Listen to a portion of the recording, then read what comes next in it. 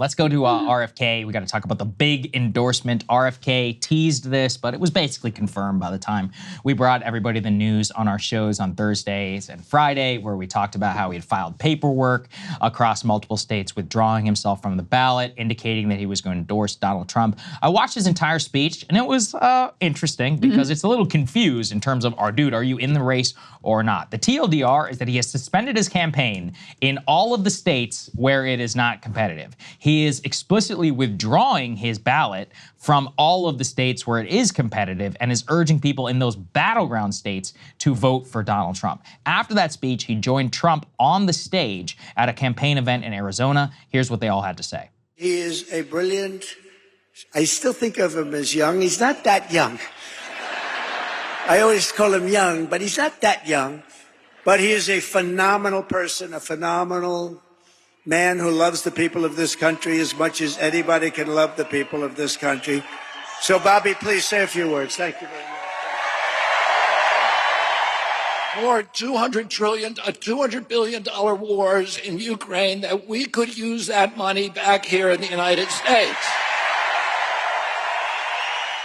The best way to build a safe America is to rebuild our industrial base and rebuild the middle class in this country. And don't you want a president who's going to get us out of the wars and who's going to rebuild the middle class in this country? Don't you want to know that the food that you're feeding them is not filled with chemicals that are going to give them cancer and chronic disease?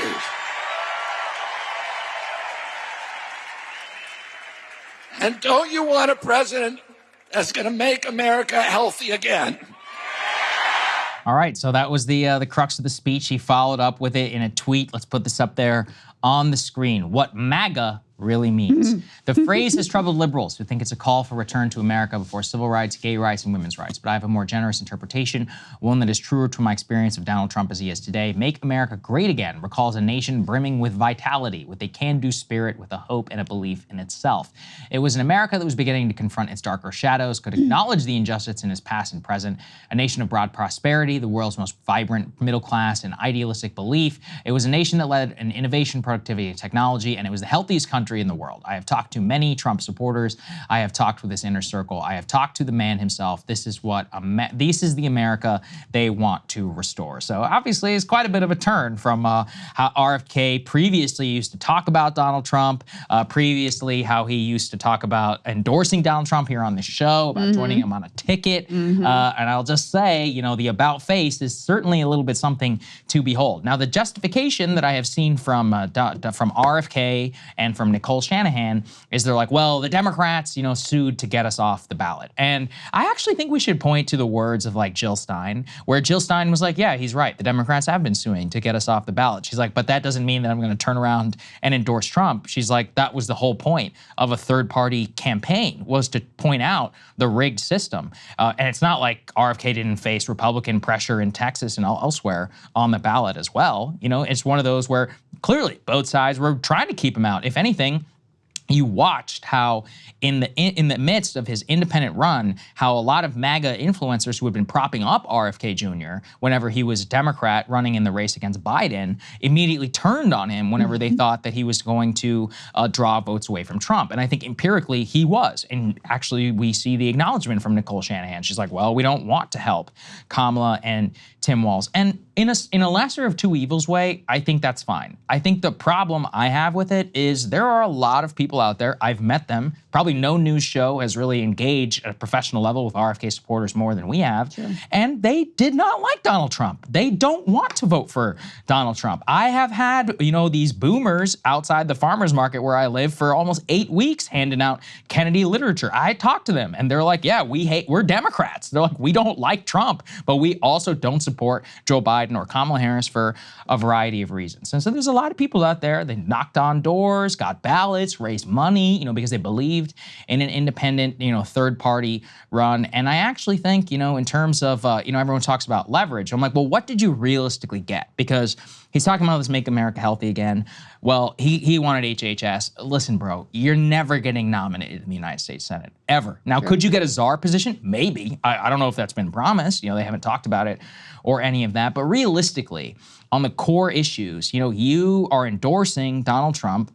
He's the guy who did Operation Warp Speed. I mean, that was literally his #1 critique originally on abortion. I mean, you and I remember here on this show how vociferously he talked about Donald Trump and Roe versus Wade. On environmental issues, I mean, by the way, you know, I'm pro-nuclear. RFK is very anti-nuclear. So is Trump is pro-nuclear. So it's like there are a lot of issues, ostensibly, which he pretended to, or at least said that he cared a lot about, total non-negotiables, and then he decided to turn around and endorse Trump. And it's like, dude, is this just about personal spite? Because if it is, I don't think that's a good look for the third party movement. And I think there are a lot of voters out there who are quite disappointed. You know, a lot of the ones I see who are cheering him, I think they're just Republicans anyways, and they were directionally aligned with him. But the real RFK people who we have met, we've talked to, done focus groups, etc., I don't know if they're going to be so happy about this. I think a lot of them just won't vote. There was a reason they weren't supporting Donald Trump. Yeah, that's right. He was there the whole time. They could be supporting him the entire time, and they didn't, right? And they were backing RFK. I mean, it really gives a lot of credence to just like the most cynical resistance lib interpretation of his run the entire time. Yeah, which is he was in the Democratic primary when he thought that would hurt the Democrats. Then when he realized he could hurt Joe Biden by running third party, then he does that. Then when Joe Biden drops out and all of those like disaffected Democratic voters come home, and now he's very clearly, you know, causing a problem for former President Trump, then he drops out because he thinks that's the best way to help the Republicans. And Nicole Shanahan, I mean, all but came out and said, I mean, they said. No, she said that straight up. We don't want to hurt Trump. We do not want a Harris Walz campaign. And so at the end of the day, your core goal was to hurt one side and help the other. It's very hard to come away with any other conclusion at this point. That and the fact that he wants to remain relevant. He's, as all these people are, an extreme narcissist, as is Kamala Harris, as is Joe Biden, as is Donald Trump. All of them are, right?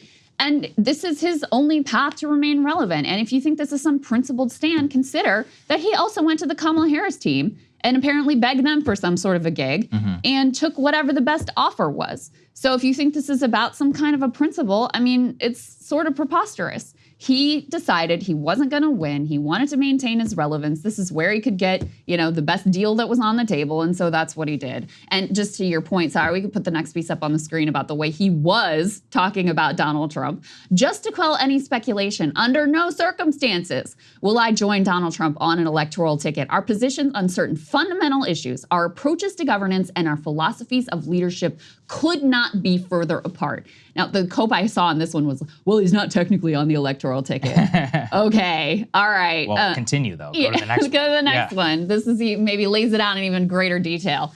I won't read all of this, but it is a long screed about how terrible President Trump was. President Trump scammed American workers. President Trump let the Bush wing of the GOP run all his agencies. President Trump's supposed support for farmers all went to big ag conglomerates. We had the worst rioting and looting this country had seen since the 60s under President Trump. He bragged about arming Ukraine more than Obama. He appointed the worst neocons, the highest positions of power. And keep in mind from that speech that we showed you, now he was like, oh, he's anti-war. Okay, well, which is it? He goes on, he bombed Syria. Trump killed an Iranian general, failed to fulfill his promise of ending the war in Afghanistan. President Trump invented lockdowns. President Trump did nothing to solve the opioid crisis. And then he concludes, if you think a second Trump term would be any different, you are engaging in wishful thinking.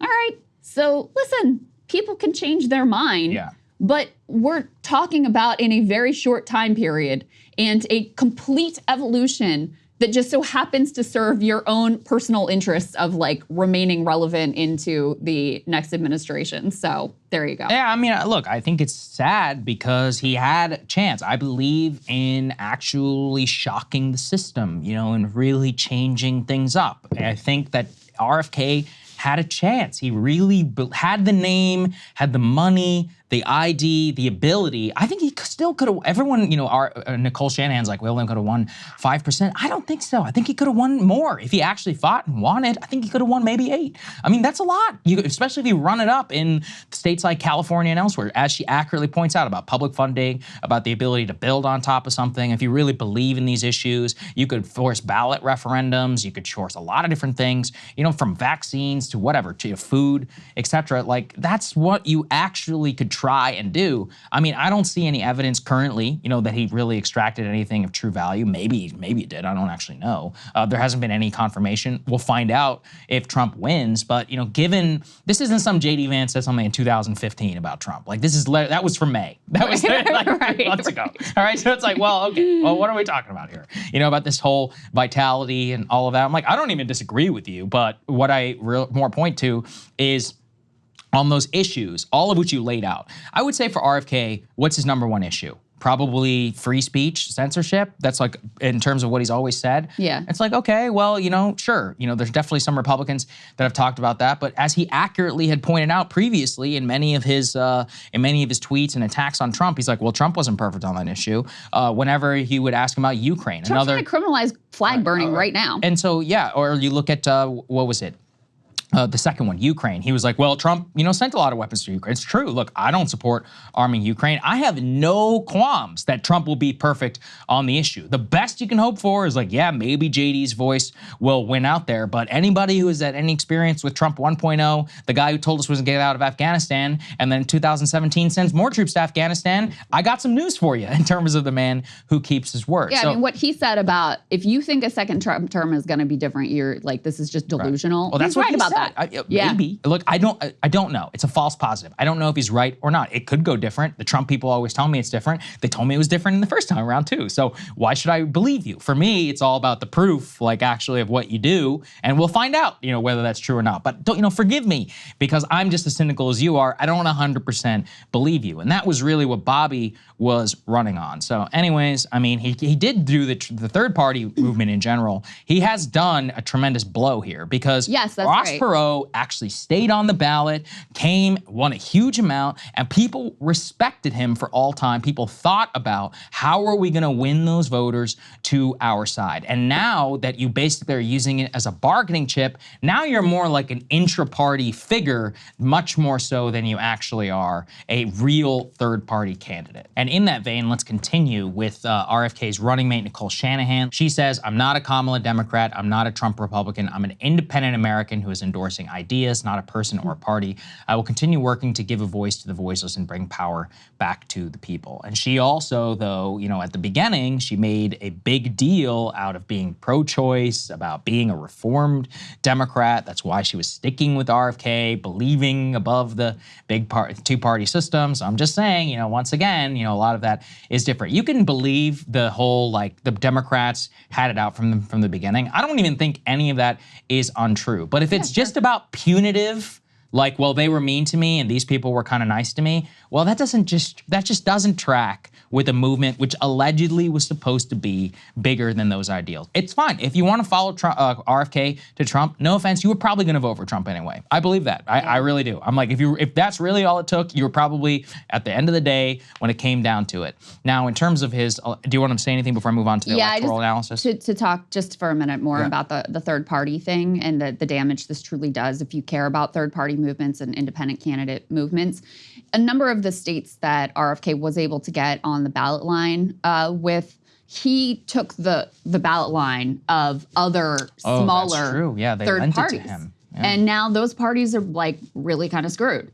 So there's that dynamic. And then there's just always like the whole conversation about Jill Stein, Cornel West, and RFK Jr., always that comes from the media, and yes, from the Democratic Party in particular, is these are just right-wing plans. And you gave a lot of credence to that now. You gave a lot of credence to that very, unfair and oftentimes untrue talking point. So I think he's done incredible damage. One other thing that I just want to mention here in terms of what he could have achieved, Dave Smith always talks about, if he had truly been anti-war, if he had truly been the guy who was against both arming Ukraine and continuing down this, no end in sight path in Ukraine, and he had been the guy that was like, we got to get the ceasefire and we got to get the hell out of, like, what are we doing with this Israel-Gaza situation? I think the ceiling on his support could have been much, much higher. I think he could have had a lot more energy and could have sustained something even after Joe Biden drops down and you have fewer double haters. So but he's either ideologically or for whatever reason, he's very committed to that issue. So that was clearly not a path he was going to travel. But just speaking in terms of cynical political calculation, that was the lane that was open.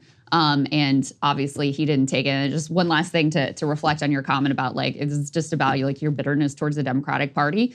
It reminds me of when the Elizabeth Warren supporters, who supposedly, again, are like, we support Medicare for all, and we support all these progressive values. When they decided, many of them, to back Joe Biden instead of Bernie Sanders because some people associated with Bernie Sanders, just like rando online supporters, had been mean to them. It's like, okay, well, is your like personal hurt feelings more important now than getting people health care? Because that seems kind of absurd and extremely petty, and the vibes here are very similar. Yep, I think you're right. Let's look at the polling analysis. Nate Silver, really recommend reading this. It's pretty interesting. It says, we removed RFK from our model, but it didn't hurt Kamala. So far, Harris's convention bounce has offset any impacts so far. So if you look at the overall polling analysis, they had Harris roughly at 48, Trump around 45, and then Kennedy, now negligible. If you continue to read it, though, it is kind of interesting in terms of her electoral chances, where for now, at the very least, like what we saw in terms of the polls that are coming out of the battleground states, RFK was just much more of a hindrance towards Donald Trump, but there is no like 100% evidence right now that this will put Trump, let's say, over the finish line. Intuitively, though, I can't help but think it does. At the very least, it makes things easier for Trump, which in a 50-50 election, how can we discount that? We had 12,000 votes or whatever in Georgia, 20, 30,000 votes in Michigan, Wisconsin, Pennsylvania, some 60,000 vote swing when we think about Arizona and elsewhere. When you don't have to contend with RFK also on the ballot, drawing it away from you, then I think you're in a better position. So really what it does is it moves it from, I was saying, when RFK was in the race, I was like 52-48. I'm just right back to 50-50. In general, now it's just going to be about engagement, and turning out your base of voters and seeing, let the independents kind of fall where they may. I think that analysis is very logical. Yeah. And if you're just purely looking at the numbers, hard to dispute. However, I think we would be remiss if we didn't point out RFK Jr. comes with a lot of freaking baggage. Like there's a reason why the Kamala Harris people wanted nothing to do with them, because they don't want to have to answer for the next, like he chainsawed off a whale's head and put it on the minivan and left a bear in Central Park. And oh, by the way, cheated on his wife 37 times and then she killed herself. Like, there's a lot that comes with him. And Trump is already dealing with a fringe weirdo problem. I'm not sure that RFK Jr. helps him in that regard. I mean, this is a man whose favorability is profoundly underwater. He has, like, people in general do not like him. He has a committed fan base, and I'm sure his approval ratings on the right now among actual committed Trump supporters are going to skyrocket at this point, so they're going to like him. But if you're looking at independents, he is not popular. That's why not many people were voting for him. So he comes with a lot of downside risk also. So my best prediction here, if I have to make one, is it probably just doesn't really matter, because the vote totals that we're talking about are so small. The effect is so ambiguous. Many of his supporters who truly were committed to him are just either not going to vote or vote for a different third party or whatever. But I think that there is some level of risk that comes with associating yourself with. He says it himself, like, the number of skeletons in my closet are like, there's no way that we could feel even like the amount that we know about him is the extent of what's going to come out about him. So to have to associate that with your campaign and now having to be, dodging all these stories and dealing with this because you've so directly tied yourself to this individual, it's not without risk. Absolutely. No, very true. It could come out. I'm curious to see how the Trump people will use him, whether he'll just sit it out, hang out in California, or is he going to take on like a surrogate role? And is he going to kind of hit the airwaves, hit the rallies? Maybe he would hit the rallies in the states where he was polling the best, places like Michigan and elsewhere, and just be like, hey, all you people who are here to see me, like, you guys should come out to vote for Trump. That would be the smart way to use him, to put him strategically in those battleground states, but you do risk what you're talking about. What do you think that they'll do? Because you have some, like Benny Johnson, for example, who's like, this is the ticket. And it's like, well, J.D. Vance is still the vice presidential nominee, but there are some MAGA-aligned figures who want him to almost assume that role of being that integral to the campaign. Do you think Trump is amenable to that direction, or do you think it's more like, thank you for your endorsement, I'll see you, I'll see you later? I think, look, RFK is a loose cannon. You can't control him. So I think he'll probably just continue to do what he wants to do. I think he'll probably just keep going on podcasts. I mean, he's good at it. They like him. He's a good guest. And he'll continue to talk about whatever, wherever, whenever somebody invites him, from the Bussin' Barstool podcast, Tim Dill, whatever.